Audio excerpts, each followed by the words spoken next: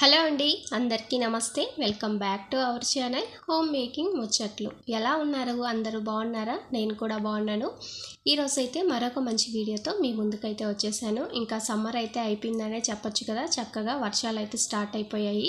ప్రతిసారి కన్నా కూడా ఈసారి ఒక 10 రోజుల ముందే మనకి ఋతుపవనాలు రావడం వల్ల కాస్త చల్లబడిందనమాట. ప్రతిరోజు కూడా ఏదో ఒక టైంలో వర్షం అనేది కురుస్తూనే ఉంది.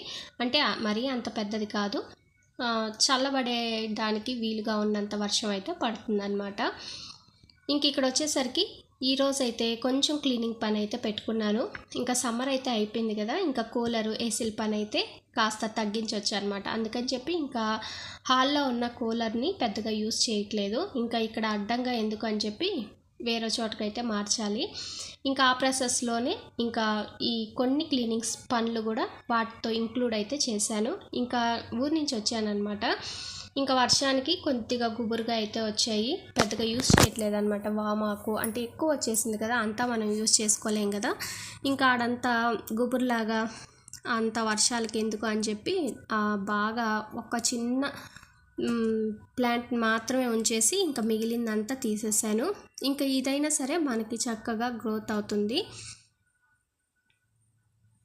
ఇంకా ఉదయాన్నే ఈ పని అయితే పెట్టుకున్నాం అనమాట. ఇంకా చక్కగా బయటంతా ఊడ్చేసి ఇంకా నీళ్ళు అయితే పట్టేస్తున్నాము. ఒక 10 రోజుల నుంచి లేం కాబట్టి ఇంకా దుమ్ము అయితే ఉంటుంది కదా, మనం ఎంత చీపురుతో చిమ్మినా సరే ఖచ్చితంగా డస్ట్ అయితే ఉంటుంది. అందుకని ఫస్ట్ రాగానే మేమైతే ఈ పని అయితే చేసేస్తాము.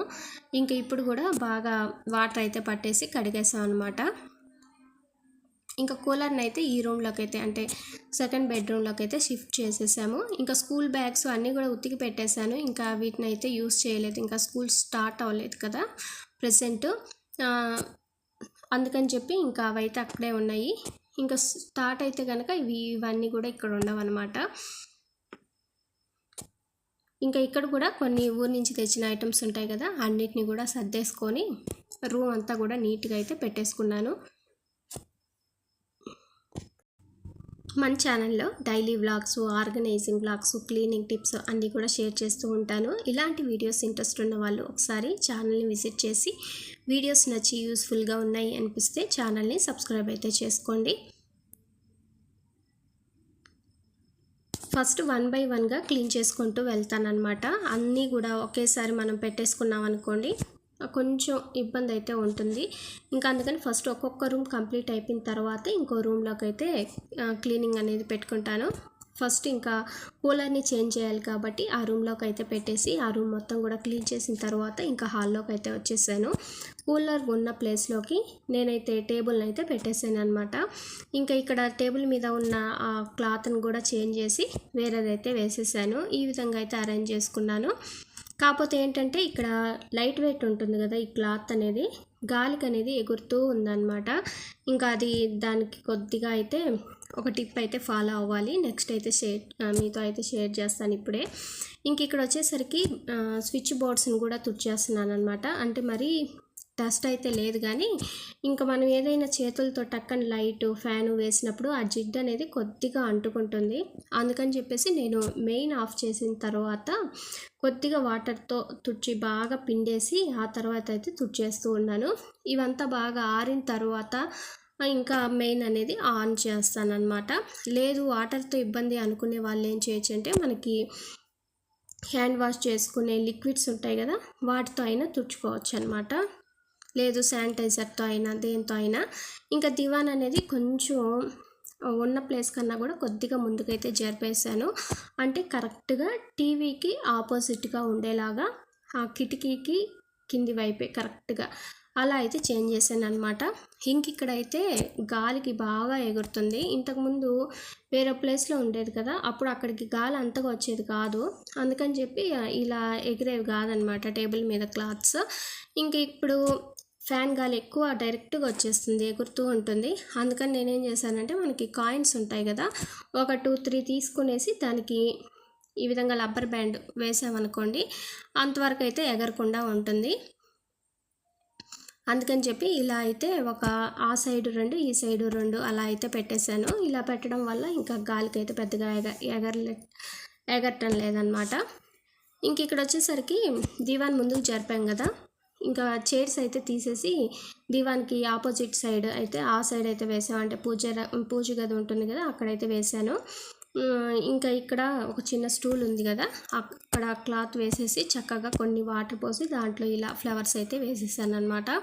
చూడడానికి బాగుంటుంది కదా అని చెప్పి, ఎప్పుడు ఒకే రకంగా ఉంటే బోర్ కొట్టకుండా అప్పుడప్పుడు ఇలా చేంజ్ చేసుకుంటూ ఉన్నాం అనుకోండి, మనకు కూడా కష్టపడింది అంతా కూడా మర్చిపోయి అందంగా కనిపించినప్పుడు చాలా హ్యాపీగా ఉంటుంది కదా. ఇంకా బయట అయితే చూసారు కదా, వర్షాలు అయితే పడుతున్నాయి కాబట్టి చాలా చల్లగానే ఉంది.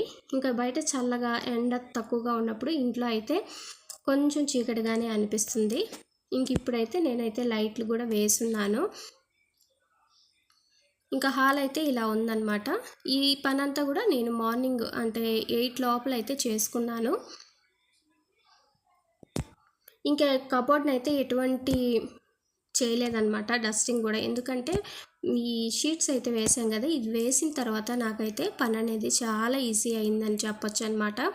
దీని మీద ఒకవేళ డస్ట్ ఉన్నా కూడా పెద్దగా కనిపించదు, జస్ట్ ఊరికే క్లాత్ తుడిచేసినా కూడా సరిపోతుంది. ఇంక ఇక్కడ వచ్చేసరికి హాల్ అంతా కూడా నీట్గా రెడీ చేసుకున్నాను. ఇంకా మెయిన్ బెడ్రూమ్ కూడా నీట్గా అయితే, ఇంకా అక్కడ ఏం వర్క్ లేదు, జస్ట్ బెడ్షీట్ నీట్గా వేసేయడమే. అది వేసేసిన తర్వాత ఇంకా కిచెన్లోకి అయితే వచ్చేసాను అనమాట. ఇంకా వంట అయితే చేసేసాను. వంట చేసిన తర్వాత ఈ పని అయితే పెట్టుకున్నాను.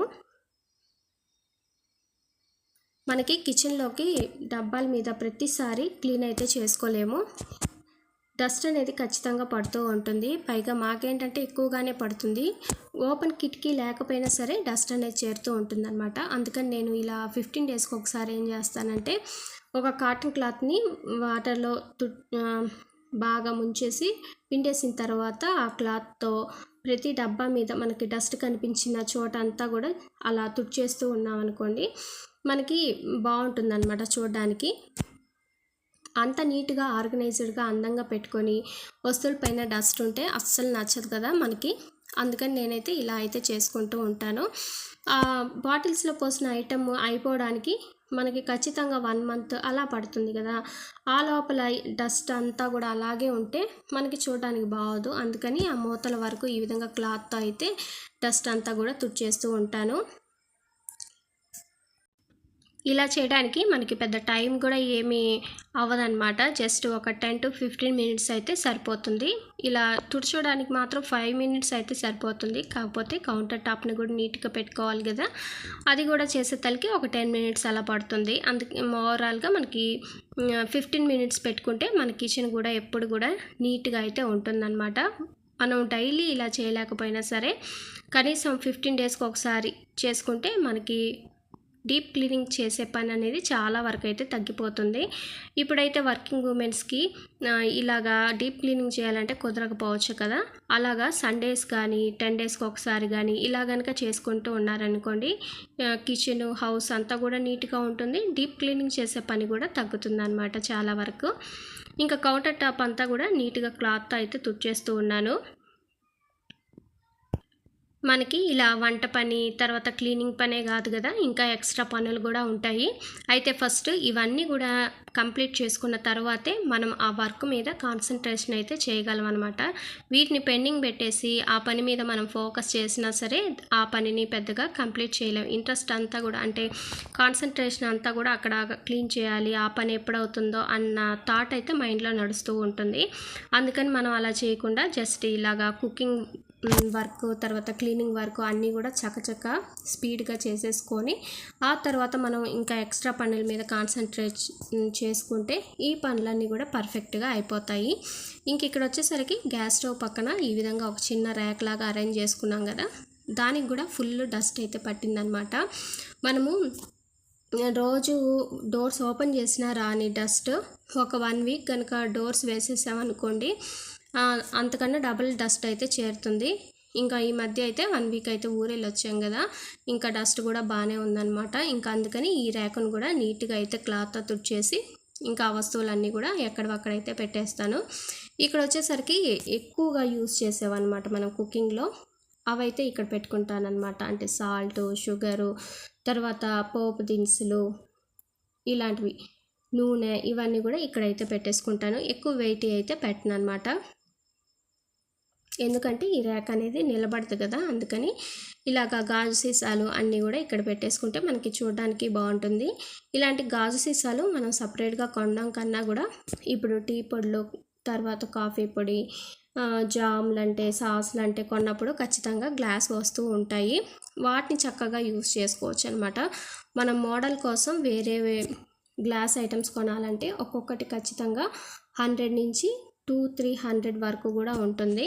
దానికన్నా కూడా ఐటమ్స్ ఉన్నటువంటి ఇలాంటి గాజు బాటిల్స్ని తీసుకున్నాం అనుకోండి, ఇలాంటివి కావాలి అనుకున్నప్పుడు గాజు బాటిల్స్ మనకి ఐటమ్ వాడుకున్నట్టు ఉంటుంది, బాటిల్ కూడా మిగిలిపోతుంది కదా. సపరేట్గా కొనడం కన్నా కూడా ఇలా తీసుకుంటే బెస్ట్. ఇంక ఇక్కడ వచ్చేసరికి ఊరెళ్తూ ఇంకా మనీ ప్లాంట్స్ అన్నీ కూడా తీసేసి ఒక దాంట్లో పెట్టేశాను కదా. ఇంకా వాటన్నిటిని కూడా వేటికి అవైతే పెట్టేస్తూ ఉన్నాను. వాటర్ పోసేసి ఇంక ఇక్కడైతే అరేంజ్ చేసుకుంటున్నాను అనమాట. ఒక్కొక్కరికి ఒక్కొక్క ఇంట్రెస్ట్ ఉంటుంది. నాకేంటంటే ఇలాగా కొద్దిగా ఆర్గనైజింగ్ చేసుకోవడం, క్లీనింగ్ చేసుకోవడం అనేది ఇంట్రెస్ట్ కాబట్టి నేను కొద్దిగా ఇలాంటివి అయితే తరచుగా అయితే చేసుకుంటూ ఉంటాను.